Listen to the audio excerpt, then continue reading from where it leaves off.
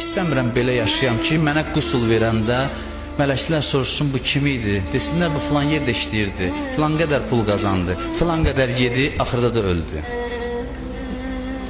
Hayıfdır adam belə yaşayar. Ondan sonra filan ev qaldı, filan qədər övladı qaldı. Yaşayışın mənası budur. Bunun üçün yaranmışıq biz. Axı mən bunun üçün yaranmamışam. Mən yaranmışam ki, bütün aləm mənim başıma təvaf eləsin. Allah insana bir məqam yaradıb ki, insan istəsə bilirsiniz nə ola bilər? Bütün mələklər ayağının altında qalar. Mələklər biz necə Kəbəni təvaf eləyirik, insan bir yerə çata bilər ki, mələklər başına pərvanə kimi dolanarlar. Biz bunun üçün yaranmışıq. Bir-birimizlə yemək yarışına, maşın yarışına, ev yarışına çıxmaq üçün yaranmamışıq. Məhbubətən fi ərzikə və səmaik. Varis ziyarətini oxuyun.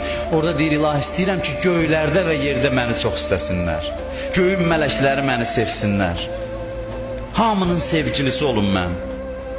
Düzdür, biz uçurumun dibindəyik, özümə deyirəm. Amma vallah bir gecənin içində Allah göyə qaldırar insanı. İbn-i Mülcəm bu gecə qılınc belində gəlib axır məqamda deyildi, ya əmir-əl-möminin səhv elədim, bağışlayın.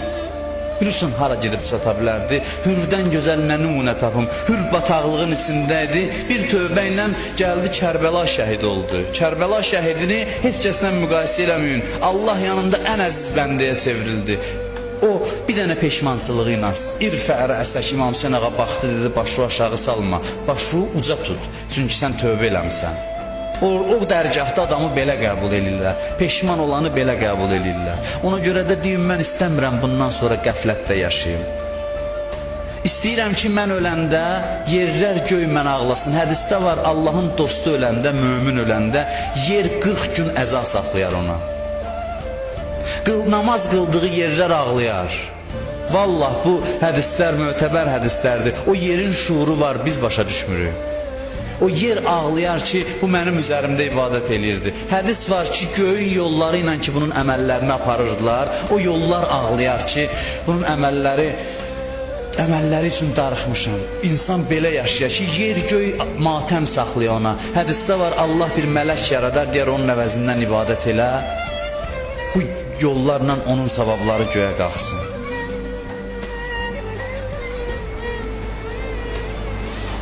Elə yaşamaq istəyirik ki, qəbrimizin əvvəl cizəsi Allahın dostları bizi qarşılasın.